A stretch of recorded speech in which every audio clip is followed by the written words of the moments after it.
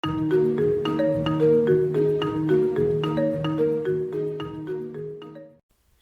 lanjutkan belajar tentang dasar pemrograman menggunakan C#. Pada video yang ke-24 masih tentang Object Oriented Programming. Kita akan belajar tentang kepemilikan, atau kalau di dalam materi UOB sering disebut dengan enkapsulasi. Kita ke VS Code. Kita siapkan foldernya seperti biasa, kita buat new folder. Kemudian sini kita isi V24. Kemudian kita masuk ke dalam terminal. Untuk siapkan file projectnya, kita masuk dulu cd v24, kemudian kita enter .NET, kemudian new console, kemudian kita enter.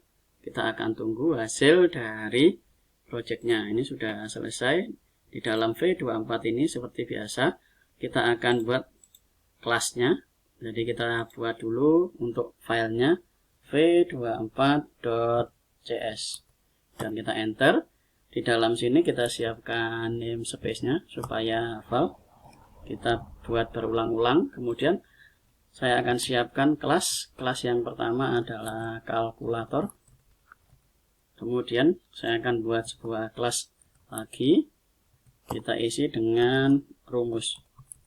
Sekarang kita punya dua kelas. Kemudian saya akan turunkan yang ada dalam kelas kalkulator ini ke dalam rumus dengan menggunakan titik 2. Jadi sekarang yang dalam kalkulator kita taruh dalam rumus. Sekarang kita akan buat 3 properti. Kita awali dengan publik. Kemudian kita awali dengan, kita beri nama umum. Publik, variabel kita isi. Umum kita isi dengan 4 seperti ini. Kemudian bawahnya kita isi dengan privat. Kemudian kita int juga kita isi dengan privasi. Nah, ini kita isi dengan 5. Kemudian kita buat juga protected int khusus. Nah, ini kita isi dengan 6. Jadi sekarang kita punya 3 properti atau 3 variabel, yaitu umum, privasi, dan khusus. Dengan awalan yang umum ini kita awali dengan publik, ini kita awali dengan privat, dan ini kita awali dengan protected. Sekarang kita coba Ctrl S, kita akan buat di dalam program .cs nya ini. Kita akan hapus.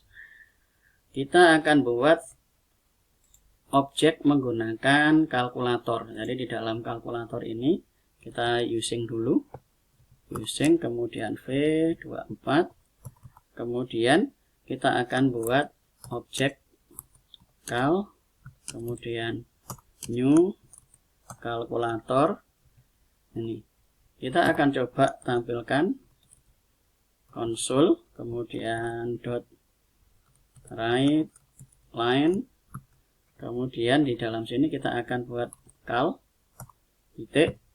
Nah, ini kemudian kita buat yang umum. Kita Ctrl S, kita akan jalankan, kita lihat hasilnya. Nah, ini coba kita jalankan lagi. Kita akan lihat hasilnya. Nah, ini 4 ini bisa dipanggil karena dia diawali dengan awalan publik. Nah, berikutnya yang privasi ini, kalau saya panggil dalam ini umum, kita panggil dengan privasi, kita Ctrl S, yang privasi, kita akan lihat hasilnya. Nah, ini inaccessible due to protection level, jadi ini diproteksi. Jadi yang awalannya privat ini tidak bisa dipanggil, yang bisa dipanggil hanya yang umum. Kemudian yang protected, kita coba yang khusus. Kita Ctrl S, kita coba jalankan lagi, kita akan lihat hasilnya. Nah, ini juga di proteksi, jadi yang khusus ini juga tidak bisa dijalankan.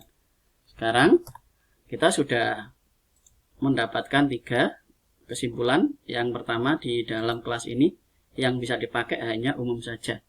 Sekarang di dalam rumus kalkulator ini saya akan buat lagi sebuah metode, kita isi dengan publik int, kemudian kita isi tampil seperti ini. kita akan gunakan return. Yang pertama kita coba dulu yang umum. This.umum seperti ini. Kita Ctrl S. Kemudian di dalam program ini saya akan buat objek di bawahnya menggunakan rumus, kemudian new rumus. Nah, ini. Kemudian di dalam konsol ini kita akan tampilkan menggunakan rumus.tampil. Kita Ctrl S. Karena dia fungsi, maka dia memerlukan buka kurung tutup kurung. Kita coba jalankan, kita akan lihat hasil yang kita dapatkan. Nah, ini hasilnya adalah 4. Berikutnya kita akan buat yang ada di dalam umum ini, kita akan ganti dengan khusus. Kita Ctrl S. Kemudian kita coba jalankan lagi. Kita akan lihat hasilnya. Nah, ini 6 bisa tampil. Kalau yang khusus ini kita ganti dengan privasi. Kita Ctrl S. Kemudian kita akan lihat hasilnya. Nah, ini hasilnya tidak bisa. Kesimpulannya apa? Kesimpulan kalau umum itu bisa dipakai di dalam kelasnya ini sendiri. Bisa dipakai di dalam kelas anaknya ini. Kemudian bisa dipakai juga di dalam objek yang ada di dalam sini itu kalau publik. Jadi publik itu umum. Nah, kalau privat privasi ini hanya bisa dipakai di dalam kelasnya ini sendiri. Contohnya misalnya saya akan buat juga publik. Kita buat dalam sini publik, kemudian kita beri int, kita isi dengan hasil seperti ini. Contoh, saya akan buat sebuah metode hasil, kemudian kita menggunakan this.privasi. Nah, ini kita Ctrl S. Kemudian di dalam sini ini kalkulator ini sekarang kita panggil kal.hasil. Nah, kita buat konsol dulu. Konsol, kemudian .writeLine, kemudian kita buat kal.hasil. Nah, ini kita panggil metodenya hasil. Kita lihat hasilnya, kita tunggu. Nah, ini belum kita ganti. Yang privasi ini kita buat dengan khusus. Kita Ctrl S. Kemudian ini kita clear screen kan dulu. Kita lihat hasilnya. Nah, 5 dan 6. Jadi kita perhatikan untuk 5 itu diambilkan dari sini. 5 itu kan punyanya privasi. Jadi 5 ini karena dia bersifat privasi, maka yang bisa menggunakan hanya di dalam kelasnya dia sendiri. Jadi rumahnya dia sendiri, ini dia bisa pakai. Jadi kalau dalam satu rumah yang diawali dengan privat, ini bisa pakai. Tapi kalau yang umum itu semua. Jadi publik ini untuk semua. Kalau protected, jadi protected itu bisa untuk kelas yang ada di dalam sini, di kelas induk dan di dalam kelas anak. Nah, itu penjelasan tentang kepemilikan.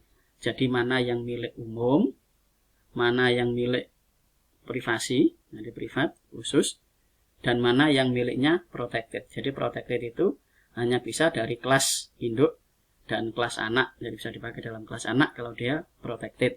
Tapi tidak bisa dibuat di dalam objek ini. Nah, kalau umum itu bisa semua. Nah, itu penjelasan tentang kepemilikan. Jadi perhatikan kepemilikan itu ada 3, yaitu publik, privat, dan protected atau umum, privasi, dan khusus. Itu saja materinya. Kita akan lihat tugas untuk materi ini adalah jelaskan kenapa setiap barang yang dimiliki sekolah dibatasi penggunaannya. Ada yang bisa dipinjamkan, ada yang bisa dipinjamkan, dan ada yang tidak. Jadi setiap barang itu harus ditentukan, misalnya supaya tidak terjadi rebutan. Jadi supaya masing-masing bisa menggunakan sesuai dengan pembagiannya. Jadi contoh, kalau ada papan tulis di dalam kelas RPL ya berarti untuk kelas RPL sendiri, jadi tidak bisa dipindah-pindah. Begitu juga dengan kursi dan bangku sudah dibagi-bagi, jadi masing-masing barang itu sudah dibatasi. Ada yang bisa digunakan bersama-sama, ada yang hanya bisa digunakan di dalam kelas itu sendiri. Contoh misalnya ada tempat sampah di depan kelas, nah itu bisa dipakai bersama-sama. Tapi kalau kursi misalnya di dalam kelas RPL ya untuk siswa RPL dan seterusnya. Kemudian jelaskan fungsi publik, privat, dan protected. Jadi fungsinya itu membatasi penggunaan supaya kepemilikannya itu jelas. Mana yang boleh pakai dan mana yang tidak. Kalau yang privat ini hanya boleh digunakan di dalam kelas itu sendiri. Kalau publik itu boleh semua boleh menggunakan. Kalau protected hanya bisa digunakan di dalam kelas induk dan kelas anak. Kemudian buat program menggunakan publik, privat, dan protected. Saya akan buatkan contohnya. Di sini di dalam kelas kalkulator saya membuat sebuah properti tulisan, private string tulisan. Isinya adalah rumus volume balok. Kemudian di dalam kalkulator ini saya juga membuat metode yang bentuknya publik untuk tampil ini. Jadi mengeluarkan isi dari tulisan ini menggunakan return tulisan ini. Karena ini masih dalam satu kelas, jadi kemudian berikutnya di dalam sini ini juga kita menggunakan yang protected untuk alas ini. Jadi alas, kemudian kita kalikan, jadi kali alasnya itu A kali B, kemudian ada balok yaitu alas kali T, jadi alas kali tinggi. Kemudian di dalam program kita menggunakan yang seperti ini. Jadi kita membuat sebuah objek dari rumus, kemudian console write rumus tampil. Tampil ini memanggil metode yang ada di dalam kelas induk yaitu kelas kalkulator ini. Jadi kita manggil kelas yang dalam kalkulator karena objeknya ini dan ini sudah diturunkan ke dalam rumus. Jadi semua yang di dalam kalkulator ini boleh dipakai oleh rumus selama dia bersifat publik ataupun protected. Nah, berikutnya dia tampil yang nampil adalah tulisan ini, rumus volume balok. Berikutnya inputkan panjang P, kemudian inputkan lebar L, inputkan tinggi, kemudian rumus adalah P kalinya adalah P kali L. Jadi dia memanggil ini untuk mengisi alas ini. Kalau sudah dapat, baru kemudian ini rumus balok ini T. T ini dimasukkan P-nya ini alas kali T. Supaya lebih jelas kita coba jalankan. Kita akan lihat hasilnya. Ini misalnya panjangnya 2, kemudian lebarnya 3, kemudian tingginya 3. Hasilnya adalah 18. Jadi 2 kali 3 6, kali 3 18. Sesuai dengan rumus yang kita buat ini. Ini adalah contoh penggunaan dari privat, kemudian protected, dan publik. Jadi kita sudah belajar ini. Kemudian jangan lupa tugasnya untuk diisi. Yang Google Doc-nya ini diisi. Kemudian ini di screenshot. Kemudian diberitahukan kepada guru kalian bahwa kalian sudah mengerjakan tugas. Nah, itu saja materi tentang kepemilikan atau enkapsulasi. Kita lanjut ke video berikutnya. Terima kasih.